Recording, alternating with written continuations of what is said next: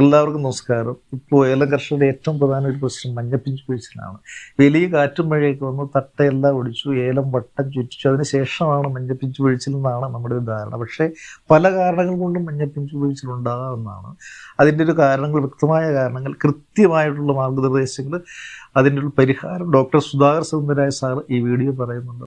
പിന്നെ ഇനിയിപ്പോ മഞ്ഞപ്പിഞ്ച് പൊടിച്ചലാണ്, അത് ഞാൻ ആൾറെഡി പറഞ്ഞു കഴിഞ്ഞു. മഞ്ഞപ്പിഞ്ച് പൊടിച്ചല് ഉണ്ടാകാനുള്ള ചാൻസ് ഒന്ന് കാലാവസ്ഥ കൊണ്ട് ഉണ്ടാകാം, ഡിസൈനിങ് കൊണ്ട് ഉണ്ടാകാം, കാറ്റടിച്ചത് കൊണ്ട് ഉണ്ടാകാം, അല്ലെങ്കിൽ നമ്മൾ കണ്ടിന്യൂസ് ആയിട്ട് നനച്ചത് കൊണ്ട് ഉണ്ടാകാം. അപ്പൊ അങ്ങനത്തെ ഒരു സിറ്റുവേഷനിൽ നമ്മള് ഈ അസ്കോപൈലോൺ എന്ന് പറഞ്ഞ സീവീഡ് മാർക്കറ്റിൽ ലഭ്യമാണ്. അതായത് ഈ അസ്കോപൈലോൺ എന്ന് പറയുന്ന സീവീഡ് -35 ടെമ്പറേച്ചറിൽ ഉണ്ടാകുന്ന ഒരു സീവീഡാണ്. അത് കാനഡയിൽ മാത്രമാണ് ഏറ്റവും കൂടുതൽ ഉത്പാദിക്കുന്നത്. അപ്പൊ നമ്മൾ ഇന്ത്യൻ കണ്ടീഷനിൽ ഉണ്ടാകുന്ന സീവീഡും ഈ കനേഡിയൻ കണ്ടീഷനിൽ ഉണ്ടാകുന്ന സീവീഡിനും രണ്ടുമുള്ള ഡിഫറൻസ് എന്തെന്ന് വെച്ചാൽ, ഇത് നോർമൽ ഒരു കടലിൽ ഉണ്ടാകുന്ന ഒരു കടൽപ്പായലാണ്, രണ്ട് കടലിലാണ് ഉണ്ടാകുന്നത്. ഇത് -35 ടെമ്പറേച്ചറിൽ അടിയിൽ നടുക്കോട്ട് ഉണ്ടാകുന്ന ഒരു കടൽപ്പായലാണ് ഈ അസ്കോപൈലോൺ നോഡ് എന്ന് പറയുന്നത്. അപ്പൊ അത് സ്പ്രേ ചെയ്ത് കൊടുത്തു കഴിഞ്ഞാൽ പുതിയ വേരുണ്ടാകും, പുതിയ നോഡൽസ് ഉണ്ടാകും.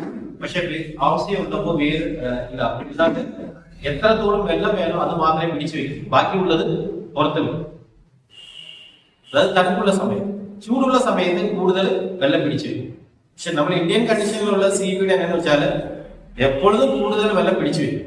അതാണ് ഈ പറയുന്ന സീവീഡ് ജെല്ലി യൂസ് ചെയ്യുന്നത്, ഹ്യൂമിക് യൂസ് ചെയ്യുന്നത്, പെട്ടെന്ന് നട്ടമരത്തിൽ പോകുന്നത് കൂടുതലുണ്ട്. അപ്പൊ ഈ സമയത്ത് ശരത്തിന് ഒരു കായ് സെറ്റിങ്സിന് സപ്പോർട്ടീവ് ആയിട്ട് ഇരിക്കുന്നത്, നമുക്ക് വേണമെങ്കിൽ അമിനോ കൊടുക്കാം, അതിനോട് ഇല്ലെങ്കിൽ ഈ പറയുന്ന അസ്കോപൈലോൺ എന്ന് പറഞ്ഞ സീവീഡ് നമ്മൾ കൊടുക്കുന്നത് നല്ലതാണ്. 100 ഗ്രാം ചേർത്ത് കൊടുത്താൽ മതി. ഇപ്പൊ കർഷകർ ആവശ്യപ്രകാരം നമുക്ക് കെമിക്കൽ തന്നെ ലഭ്യമായിട്ടുണ്ട്. 1 കിലോ നമുക്ക് 1 ഏക്കറിന് മതി, 1000 രൂപ 1 കിലോ.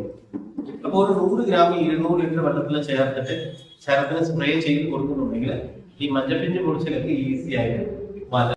അപ്പോ കഴിഞ്ഞ വർഷങ്ങള് നമ്മൾ ചെയ്ത ഒരു തെറ്റ്, കണ്ടിന്യൂസ് ആയിട്ട് ന്യൂ ജനറേഷൻ കെമിക്കൽ മാലിക്യൂൾസ് കൊടുക്കുന്നത്. ഒരു പ്രാവശ്യം ന്യൂ ജനറേഷൻ കെമിക്കൽ മാലിക്യൂൾസ് കൊടുക്കുന്നുണ്ടെങ്കിൽ അടുത്ത പ്രാവശ്യം ഈ പറയുന്ന പെൻറ്റോയേറ്റ് ഇല്ല ഗ്ലിനാൽ മാസ് ഇല്ല ഈവൻ നമ്മൾ ലാംഡ സൈക്ലോഫെയിൻ അങ്ങനത്തെ മാറി മാറി കൊടുക്കുക എന്നുള്ളതാണ് എപ്പോഴും ബെസ്റ്റ് റിസൾട്ട് ആയിട്ട് കിട്ടുന്നത്.